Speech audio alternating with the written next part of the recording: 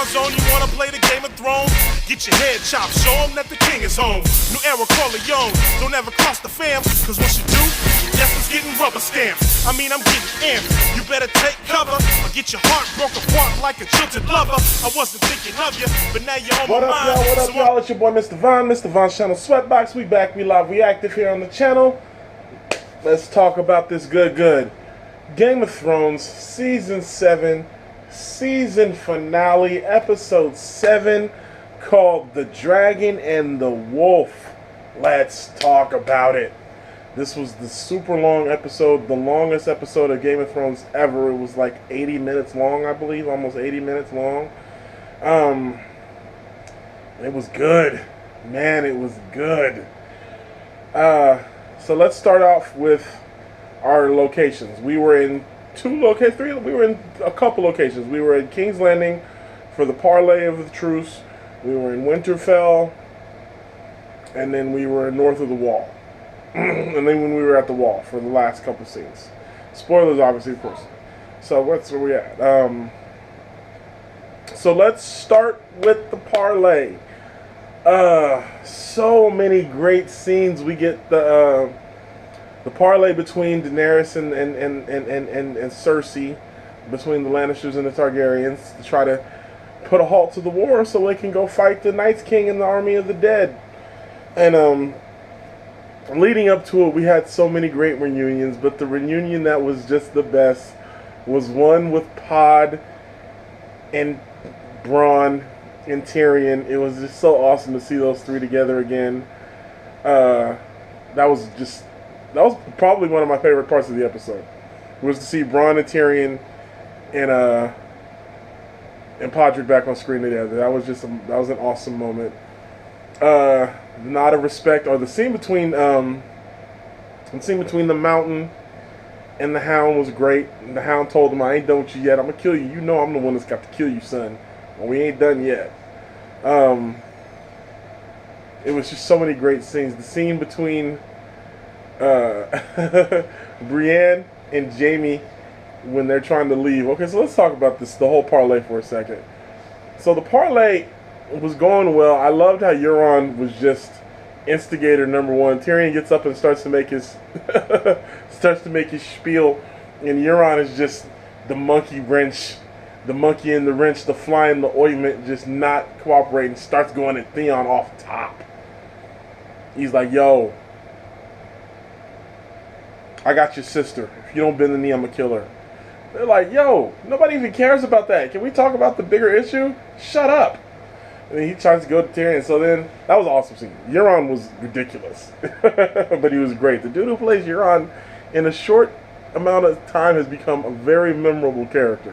So shouts out to Euron Greyjoy. It was an awesome scene. The whole thing about Cersei Lena Headey deserves an Oscar just for the fact that she's made me hate her almost to levels that I've hated Joffrey, especially in this episode. I mean, this episode was just, I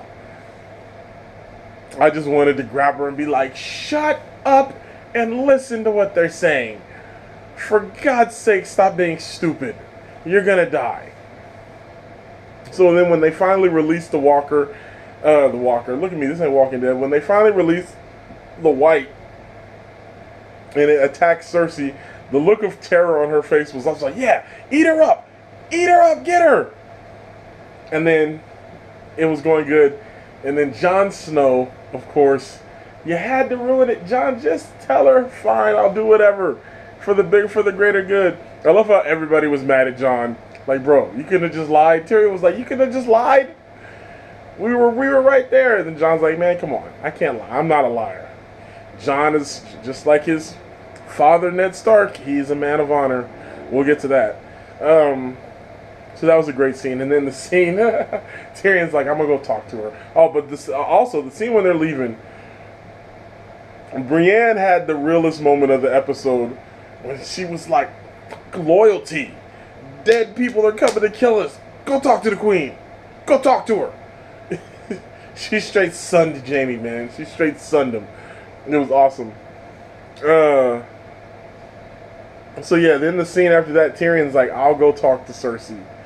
The whole scene of him being walked into the meeting with Cersei, him seeing Jamie. Jamie's like, maybe we should say goodbye. The ominous threat of the mountain closing the door behind them. And then you knew it was a great. I mean, there was so many great scenes. The scene between Tyrion and Cersei was epic, and I don't think we've had a scene with them like that. It was very reminiscent to the scene that they had, I think, in season 2 when they were discussing the war then, and Tyrion was complimenting. That's when Tyrion. That was a great scene between the two of them. So it was very reminiscent of a scene that they had back in season 2 when they were talking about the enemies about being all around us and stuff like that.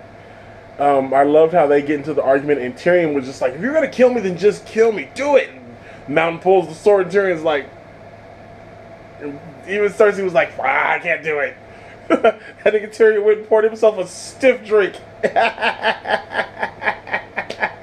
I loved that part. He was just like, let me drink this real quick. Alright, I'm still alive. Then he poured one for Cersei. And then they kept talking, and he realizes, oh, you're pregnant. Bombshell. And then we get the moment of Dany and Jon talking about, you know what I'm saying, the whole thing there. I'm actually, as much as I despise love stories and stuff like that, I gotta give Game of Thrones credit. They've done a good job in making their getting together very believable. So I'm going to give them credit for that. I give the writers of Game of Thrones, the Double D's, you guys, Dan and Dave, you guys get credit for making that. You guys earned it. You guys, so I'm believing it. So what happened at the end of the episode was earned.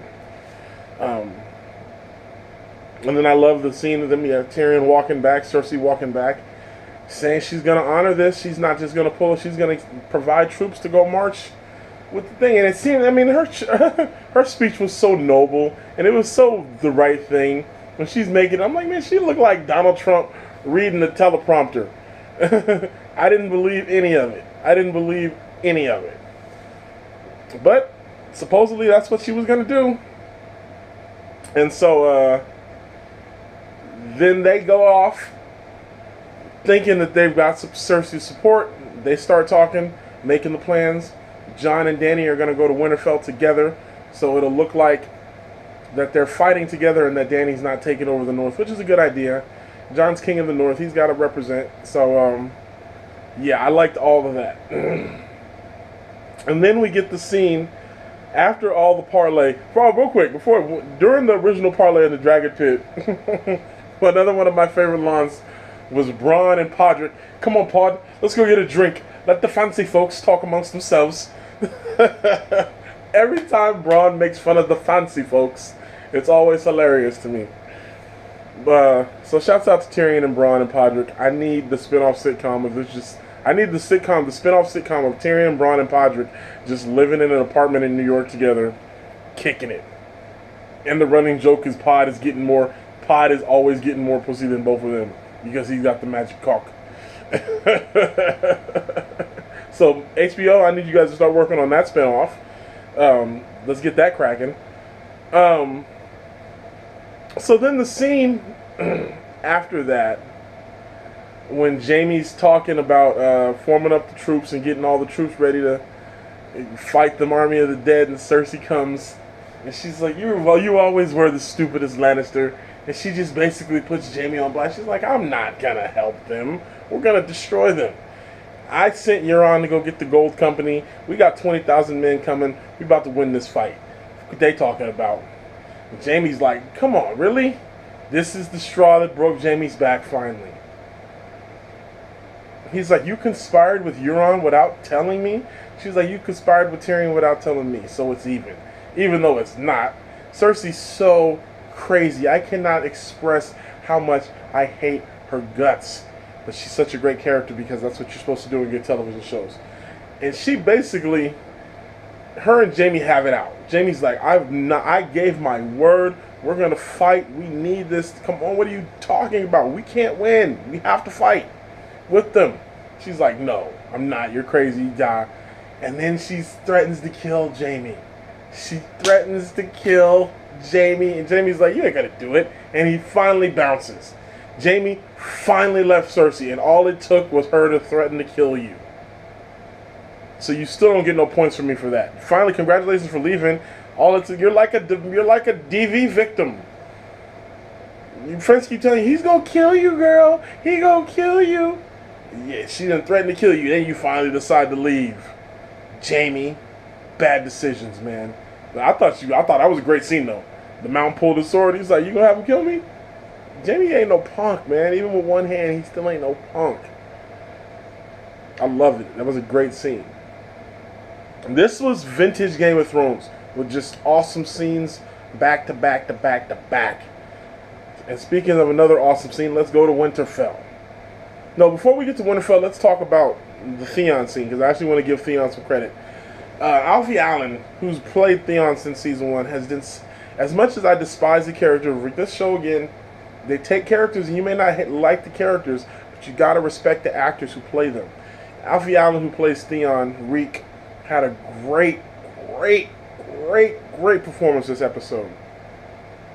His entire conversation with Jon was epic. I loved it. I loved the discussion he had with Jon and the realization that Jon finally giving him forgiveness for what he can, but also holding him responsible. And then Theon finally still no redeeming him, but Theon stepping up, fighting the dude to take back and going to fight for Yara, the only person who's ever fought for him. So I liked that. I really liked Theon's storyline this week. It was great. It's going to be interesting to see how they wrap up his story with 6 episodes left. So let's go to Winterfell. And let's discuss Winterfell. We had 2 great scenes in Winterfell. It might have been 2, might have been 1 more. But we had the scene of Littlefinger continuing his manipulation of Sansa, trying to divide the sisters, Stark. And that was just great scenes. Him talking about, picture what's the worst thing that you could possibly do. And then Sansa played it great. Oh, he had her convinced that Arya was going to try to kill her. So then they bring Arya in. And I love it. Arya's like, you sure you want to do this? you stand accused of murder, treason, yada. How do you plead, Lord Baelish? And then the look over was awesome. He's like, what? You talking to me? Oh, it was awesome. It was awesome. He tried everything. Let me speak to you alone. No. Lord of the Vale, could you protect me? No. Please don't kill me. No, Arya was like, you're done. Yuck. And you had to have Arya do it. Of course Arya was going to do it. And she did it so effortlessly. No hesitation. There wasn't no snatching. She just walked up. Yuck. Done for. Bye-bye. Littlefinger is gone.